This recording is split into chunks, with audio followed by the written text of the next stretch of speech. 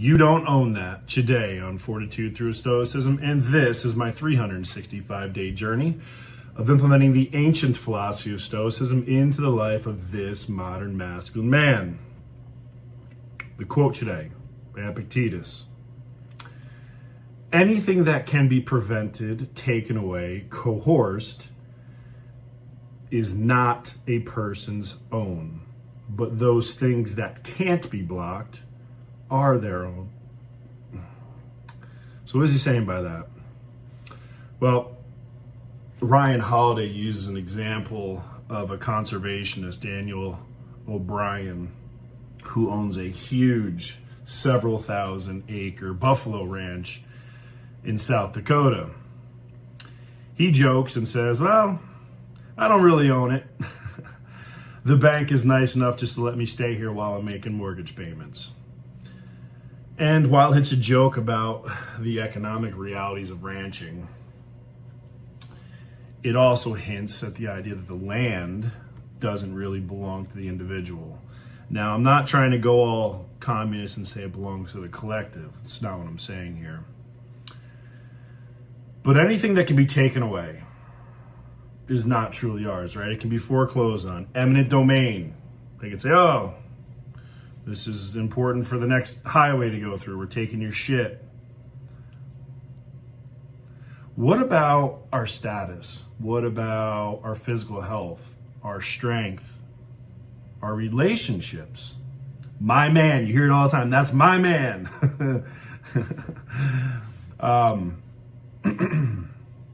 The reality of the situation is cancer could come in and take that person away from you. It's not yours. So how can these things really be ours if something other than us, such as fate, luck, death, and so on, can dispose of them so easily, right? So this is why I'm going to reflect, right? And here's my hard-learned lesson in life. My family, my house, my business, my assets, they all went away. I lost every single bit of them. And, I kind of tell the story, flashing back to, God, was it December 17th, December 18th? December 2018, when I was arrested in Pennsylvania for DWI. Now again, I passed all the field sobriety tests, all this other stuff, but I refused to take the blood test because, well, I smoked marijuana and I knew that would come up. So either way, it was done. Now, all the charges ended up getting expunged, but the lesson was learned. The lesson was learned.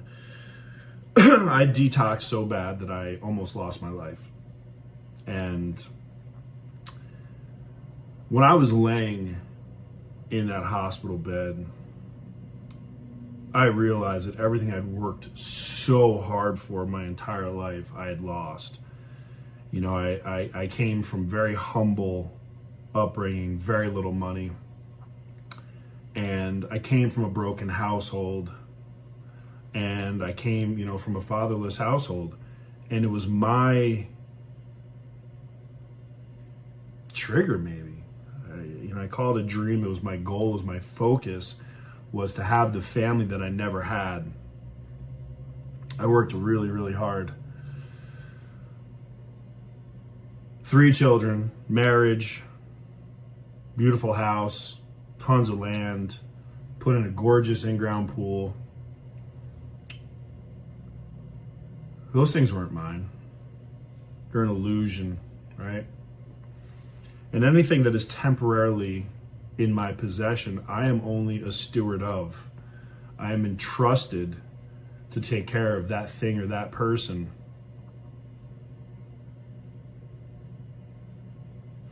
Marcus Aurelius used to say that we really don't own anything, and even our lives are simply held in trust. Now, whether you believe there's a guiding hand in the universe or it is made up of some type of fate due to the randomness of colliding atoms, whatever you believe, understand that life has certain patterns. There's other people that are going to do things. It has its ebbs and flows, its booms and busts. That's true about everything. If you look at everything in life, there's cycles, there's patterns, and they repeat themselves, right? And so what we try and do is we try to minimize the bad times and we try and accentuate the good times. But in Stoicism, we're learning to just accept the flow, whatever that may be. But I gotta tell you, the hardest thing for a lot of people is to realize that everything that you think you have is not even yours. You can lose everything. You can lose the house, the family, the wife, the spouse, the kids, the careers, the assets. You can lose all of that. And I did. But what I gained was the lesson and the motivation to go on this journey that I've been going on. And I said, you know what? You're right. The world can take everything from me, even my body. I was incarcerated. Like Epictetus, I was a slave.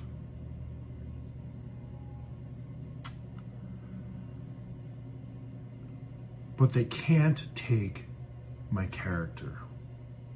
They can't take my mind. You can imprison my body, but you can never imprison my mind.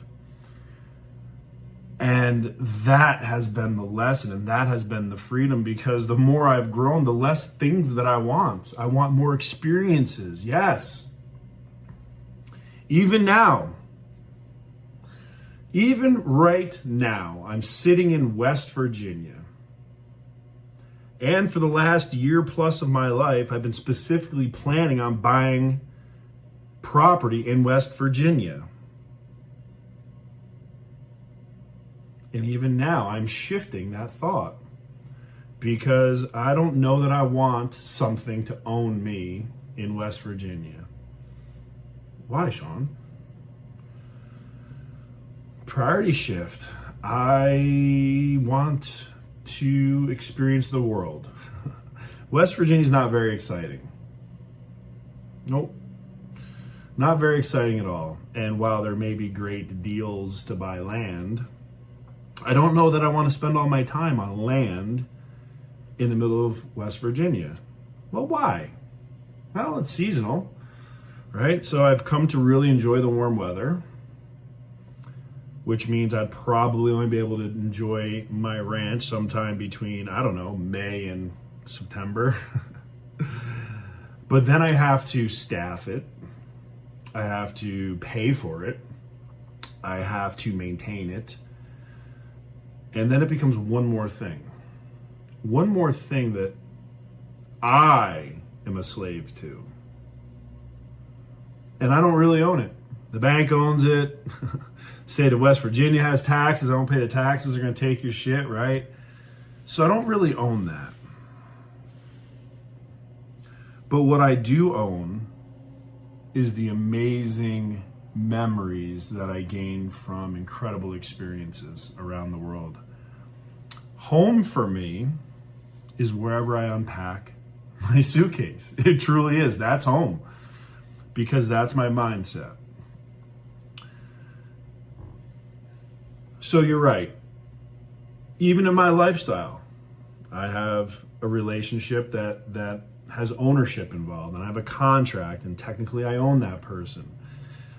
But really, it's only in theory, right? The reason why I own that person, it's a voluntary ownership. They've given control of their lives to me because of the high level of respect and trust they have for me, because they know that I can steer the ship a little bit better than they can. And if I'm steering the ship, well, they can enjoy the ride a little bit better, right? And I'm the kind of guy that I don't like to sit around the pool on the cruise ship, right? I like to stay active. So me, I like to drive. I like to control. I like to make the decisions. I like to plot the course, set the trip, and ensure that the navigation is taking us there. There are other people who are beautiful souls who like to enjoy the ride, the journey. But that only happens because I've earned it. And that only happens because I pay those dues every day.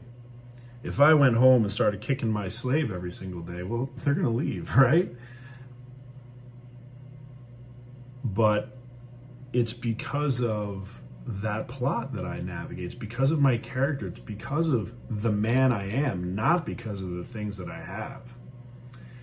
And that has been the whole shift in my mindset over these last couple of years is I'm a man. I am who I am. I'm comfortable in my body. I'm comfortable in my skin. I accept who I am now. I'm at peace with myself.